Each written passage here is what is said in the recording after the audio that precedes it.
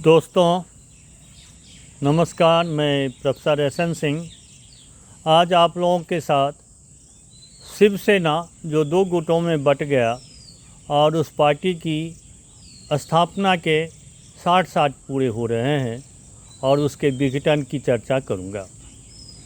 19 जून 1966 को ठाकरे साहब के बाला साहब ठाकरे के द्वारा कांग्रेस के समर्थन, खास करके वहाँ के समय के जो पाटिल साहब मुख्यमंत्री थे, उनके समर्थन से एक कार्टूनिस्ट ठाकरे जी ने शिवसेना की स्थापना की। कांग्रेस वाले वहाँ के जो ट्रेड यूनियन मूवमेंट से परेशान थे, दक्षिण भारतीयों का ट्रेड यूनियन में भी सब तरह से आंदोलन कर रहे थे। जॉर्ज फर्नांडिस जैसे बहुतेरे नेता थे जो बम्बई के उद्योग धंधों पर अपना वर्चस्व बनाए रखते हुए थे। कांग्रेस वालों ने उनके प्रभाव को कम करने के लिए ठाकरे साहब को चुना और उनको शिवसेना गठित करने के लिए जैसा भी सहयोग हो, वित्तीय दियो हो, संगठन दियो हो, मॉरल दियो हो, जैसे भी दिया बना और ये दक्षिण भारतीय विरोधी एक ट्रेड यूनियन के रूप में इसकी स्थापना हुई। इस पार्टी ने 67 में थाने के जो है म्यूनिसिपैलिटी के चुनाव भाग भी लिया और 47 में से 20 सीट को जीत हासिल की और इसके बाद धीरे धीरे इनके राजनीतिक प्रभाव बढ़ा। जब जो आपातकाल लगे तो वे श्रीमती गांधी के आपातकाल के साथ थे, कांग्रेस के साथ ही रहे। बाद में जाकर के 80 से इन्होंने अपना पाला बदला और जनसंघ के साथ जो है इनका जुड़ाव, भारतीय जनता पार्टी के साथ जुड़ाव बढ़ा और बीच में बम्बई म्यूनिसिपैलिटी के चुनाव, अन्य सब चुनावों में शामिल होते रहे। 1985 के चुनाव में इन्होंने जो ठाकरे साहब की जो शिवसेना है, अब बीजेपी के साथ चुनाव लड़ा और इन्हें कुछ सफलता मिली। 95 में भी ये बीजेपी के साथ लड़ा। उस समय में बीजेपी और शिवसेना के गठबंधन को बहुमत मिली, ये सत्ता में आए। तो ये प्रारंभ में ही ये जो शिवसेना वाले ठाकरे वाले जो परिवार है वो कांग्रेस के साथ जुड़े हुए थे और 2019 में जब इन्हें कांग्रेस जो बीजेपी वालों ने मुख्यमंत्री का पद इनको नहीं दिया, कारण ज़्यादा संख्या में एमएलए जो थे बीजेपी वालों का था, तो डटे हुए रहे कि यदि हमारी संख्या ज़्यादा है तो हमारे ही मुख्यमंत्री बनेंगे। जब देखा कि उनके पास उनको समर्थन वो नहीं देंगे, तब इन्होंने कांग्रेस के जो है से साथ तालमेल बैठाना, एनसीपी के साथ बैठाना प्रारंभ किया और उसमें जाकर के वो शामिल हुए और ये महागठबंधन भी बनाए, अघाड़ी बनाया और इस तरह से उन्होंने कुछ समय 2-3 वर्षों से 19 से लेकर के 22 तक जो है इनकी अघाड़ी ने जो है महाराष्ट्र में शासन भी किया। उस बीच में शुरू में 2019 में बीजेपी वालों ने कुछ दिनों के लिए तो शरद पवार की पार्टी को भी जो है तोड़ लिया था और उनके भतीजे पवार के सहयोग को उनको कुछ दिन मुख्यमंत्री भी बनाया। बहुमत नहीं मिला तो उन्होंने इस्तीफा दे दिया और जो उद्धव ठाकरे के नेतृत्व में सरकार बनी, जिसमें उद्धव ठाकरे, उनके बेटे आदित्य ठाकरे का प्रभाव रहा और ये सरकार जो लगभग 3 वर्ष तक चली। यही जून में 2022 में जो है इनके पुत्र के बढ़ते हुए वर्चस्व को देखते हुए इनका जो है विरोध जो है पार्टी के में प्रारंभ कर दिया गया और ख़ास करके जो शिंदे ने इनका विरोध किया और अलग गुट बना लिया और फिर वो बीजेपी के सहयोगी बन गए और अविश्वास मत में इनकी सरकार गिर गई, उनको जो इस्तीफ़ा देना पड़ा और जो देवेंद्र फडणवीस के नेतृत्व में जो वहाँ की सरकार बनी, जो है शिंदे और इनके नेतृत्व में सरकार बनी और 2024 तक जो है ये सरकार कायम रही। तो इस तरह से पराभव हुआ उसका। उद्धव ठाकरे शिवसेना की जो ओरिजिनल पार्टी थी। इससे पहले भी 2005 में भी जब ठाकरे साहब खुद बाला साहब ने जो है ना पुत्र मोह में उनके जो भतीजे का, जिसका राज ठाकरे का प्रभाव था पार्टी में, संगठन में, उसको महत्व नहीं दे करके उद्धव ठाकरे को आगे बढ़ाया, तो भी अलग हो करके अपनी जो है ना बम्बई नवनिर्माण सेना का निर्माण जो उन्होंने कर लिया था और अलग हो गए थे। लेकिन वो ज़्यादा जो उनका नुकसान नहीं पड़ा, शिंदे ने उनको जो है ज़बरदस्त नुकसान पहुंचाया और उनके हाथ से सत्ता चली गई। और ये सिर्फ सत्ता ही नहीं गई, उन्होंने पार्टी पर भी कब्जा कर लिया। कारण 55 जो विधायक थे इसमें से 40 विधायक को इन्होंने अपने साथ कर लिया, 2/3 विधायक इनके साथ हो गए और जो नए जो दल बदल कानून थे उसके अनुरूप में उनको जो है कितना मुकदमा भी सुप्रीम कोर्ट में चला, विधानसभा हुए, लेकिन उनको ये हो गया कि असली शिवसेना वही है और उनका जो है प्रभाव बढ़ा। और उद्धव ठाकरे ने इसके लिए काफ़ी हाथ पान में मीडिया में अपने कार्यकर्ताओं को भी उकसाया, अदालत में भी, लेकिन उन्हें सफलता नहीं मिली। सत्य की जीत हुई। जिनके पास ज़्यादा संगठन था पार्टी के लेवल पर, कार्यकर्ता के लेवल पर और ख़ास करके विधानसभा सदस्य के रूप में और लोकसभा सदस्य में उन्होंने पार्टी पर कब्जा कर लिया। फिर जो है वही अपने कांग्रेस के साथ जो है उद्धव ठाकरे जी आप भटकते रहे। और 2024 के चुनाव में तो शिंदे जी को और फडणवीस जी को तो पूर्ण बहुमत ही मिल गए और इनकी जो सरकार बन गई, एनसीपी का भी उसमें सहयोग रहा और इनके हाथ से सत्ता चली गई।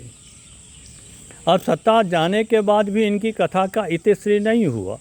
अब अभी ही जो 60वीं वर्षगांठ इनकी मनाई, स्थापना दिवस जो मनाया जाना है या वर्धन दिवस कहते हैं उसको मराठी में, वृद्धि, तो उसके में भी जो अब लगा उस दिन ही 2-3 दिन पहले से ही इनके जो 9 लोकसभा सदस्य थे उसमें 6 लोकसभा सदस्य उनसे अलग हो गए।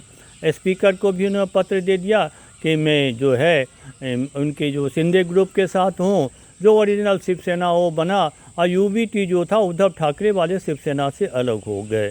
तो फिर अब यही स्थिति यही है कि पार्टी भी इनके पहले चली गई थी, लोकसभा में भी इनके जो 9 सदस्य थे अब वो 2-3 ही रह जाएंगे और इस तरह से अब जो है उनके बीच में जो है अपने जो असंतोष को दबाने के लिए वो लोगों को भड़का रहे हैं। जैसे इनके जो संजय राउत जी हैं वो भी स्ट्रीट फाइट की देते हैं, इन पर हमले करने के लिए के देते हैं। आज भी जो मुंबई में इनका जो अलग अलग दोनों गुटों का अलग अलग जो है आयोजन हो रहा है शिवसेना की स्थापना दिवस का, तो उसमें भी जो है उद्धव ठाकरे वाले गुट तो वो कोटेशन कोट करते हैं कि जो यदि कोई अपने जो हमारे पार्टी पर तुम्हारे पार्टी से टिकट से जीता हो, दल बदल किया हो, छोड़ गया हो, तो उनके भी जो दल बदल वाले के हाथ पांव तोड़ दो। तो तरह तरह को उदाहरण दे रहे हैं। और इन्हें भी शिंदे ग्रुप वाले भी जो है कह रहे हैं कि बाला साहब ने कहा था कि मैं कभी कांग्रेस के साथ कोई समझौता नहीं करूंगा, भले ही राजनीति सोच दूंगा, लेकिन उन्होंने कांग्रेस का साथ दिया। और इसका परिणाम जो है कार्यकर्ताओं में भी, वोटरों पर भी पड़ा। 2019 वाले चुनाव में उद्धव ठाकरे जी फडणवीस जी के साथ चुनाव लड़े थे और उसमें था कि जिसे ज़्यादा मिलेगी सीट वो उसके मुख्यमंत्री बने। अब उद्धव ठाकरे जी जिद मान ले कि हमको अमित शाह जी ने कहा था कि मुख्यमंत्री आपको ही बनाएगा, मातोश्री में बात हुई और इस पर औरंगा डालते रहे। हाँ, उनको कांग्रेस के तरफ से पासा फेंका गया था कि आप जो है आपको हम मुख्यमंत्री बना देंगे, उधर चले गए।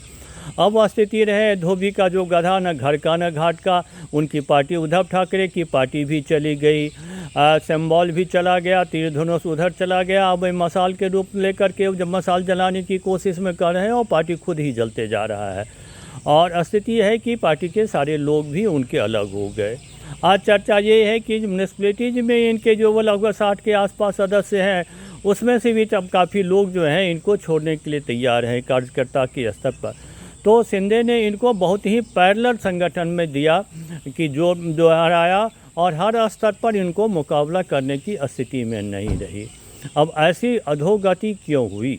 जो पार्टी काफ़ी लंबे समय तक बना राजनीति में रहा भी, पहले वो रोड की वर्कर्स की पार्टी थी, बाद में उनको उद्योगपतियों बिल्डर्स की पार्टी बन गए, अपना बेस भी बनाया, म्यूनिसिपैलिटी में भी कंट्रोल रखा, सत्ता के साथ भी रहा, केंद्र में इनके मंत्री भी रहे और निर्णायक होते थे। बाला साहब के समय, इनके जो है ठाकरे साहब के समय में तो इनके घर पर तो बड़े बड़े मंत्री ही मिलने जाया करते थे, कहीं नहीं जाते थे। आज वो पार्टी जो है दुर्गति की स्थिति में क्यों हुई? तो सत्ता में राजनीति में बने रहने के लिए प्रलोभन में जो पड़ना, जा कर के अपने सिद्धांत को छोड़ना, ये भी जो है उनके लिए घातक सिद्ध हुआ। 80 के आसपास 75 के आस पास जो है ये जो ठाकरे साहब ने जो है पहले तो ट्रेड यूनियन मजदूरों की बात करते थे, दक्षिण भारतीयों का विरोध करते थे और जो वहाँ के स्थानीय मराठाओं को, मराठी भाषा को, मराठी लोगों को ही प्राइवेट सेक्टर से लेकर सब में नौकरी दिलाने की बात करती थी। उन्हें लगा ये ज़्यादा फलीभूत नहीं हो रहा है तो हिंदुत्व का राग अलापना किए, लोग इनको दक्षिण पार्टी मानने मानने लगे। तो जब हिंदुत्व का राग अलापना शुरू किया तो वे बीजेपी जनसंघ के नज़दीक आए और बीजेपी के नज़दीक आए और सत्ता पे काबिज भी हुए।